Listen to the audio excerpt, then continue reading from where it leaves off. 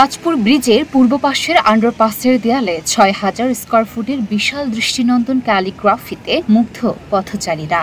২৫০টিরও বেশি design option নিয়ে Walton smart fridge, বোঝে আপনার প্রয়োজন।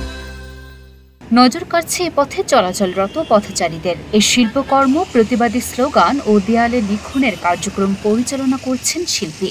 নাম তার মোল্লা মুহাম্মদ হানিফ। স্বপ্নবাজ মোল্লা মুহাম্মদ হানিফ ক্যালিগ্রাফিকে এক অনন্য উচ্চতায় নিয়ে যেতে চান। স্বপ্নের জায়গা আসলে অনেক বড়।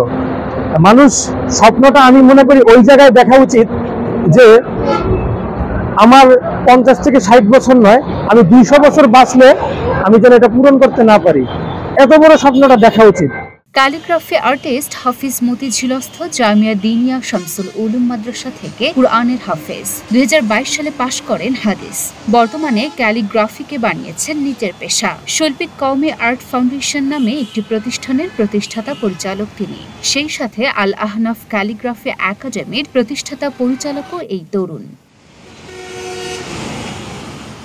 দীর্ঘ সাক্ষাৎকারে ঢাকা পোস্টকে জানালেন এই দীর্ঘ মনোমুগ্ধকর ক্যালিগ্রাফির গল্প, এর পেছনের কাহিনী, নিজের স্বপ্নের কথা। সেই সাথে জানালেন কিভাবে ১২ জন মানুষ মাত্র ১২ দিনে অক্লান্ত পরিশ্রম করে পরিপূর্ণ করেছেন এই অনন্য ক্যালিগ্রাফিটি।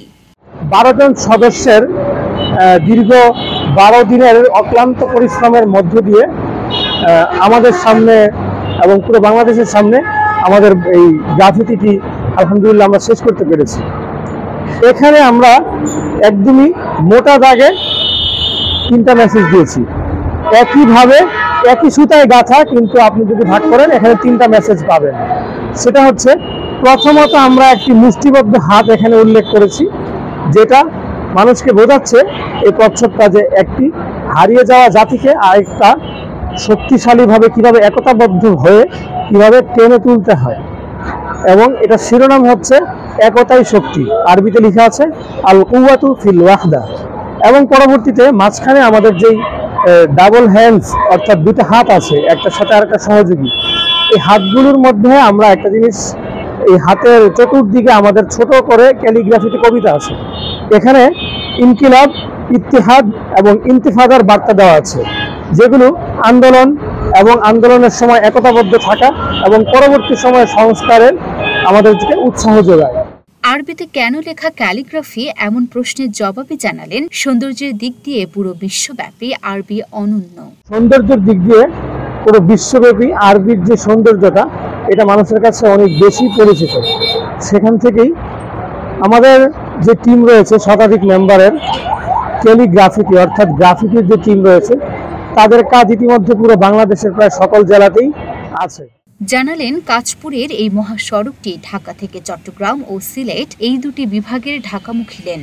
দেশের বেশিরভাগ মানুষ এ রাস্তা দিয়েই ঢাকায় প্রবেশ করে। দেশের বিশাল এক অংশকে ঐক্যবদ্ধ করার জন্য এর চেয়ে ভালো জায়গা আর হয় না। তাই হাফিজ বেছে নিলেন কাঁচপুরের এই জায়গাটিকেই। ঢাকা থেকে চট্টগ্রাম এবং সিলেট এই দুটা বিভাগের ঢাকামুখী আমরা ঢাকায় প্রবেশ করি, তখন এই পথটা দিয়ে আমাদের ঢুকতে হয়। তখন এটা খুবই চমৎকার একটা স্পট আমার কাছে মনে হয়েছে, যেখানে একটা মেসেজ দিলে, যেখানে স্বাধীনতা পরবর্তী সংস্কারের জন্য একটা ঐক্যের ডাক দিলে এবং স্বাধীনতাকে ধরে রাখার জন্য, দেশ পুনরায় সুন্দরভাবে সংগঠিত করার জন্য এখানে ঐক্যের একটি মেসেজ দেওয়া খুবই চমৎকার একটি জায়গা হতে পারে। সেখান থেকে আমি এই জায়গাটা নির্বাচন করেছি। তরুণ এই শিল্পীর চাওয়া, দেশে আরো অনেক শিল্পী আসুক, সবার জ্ঞানে আর হাতের ছোঁয়ায় ঐক্যের গান পৌঁছে যাক দেশের সব প্রান্তে। আমাদের বাংলাদেশ থেকে প্রচুর পরিমাণ আর্টিস্ট এখান থেকে জন্ম নিক, সেজন্য আমরা বেশ কিছু আগামীতে কিছু কর্মসূচি নিয়েছি।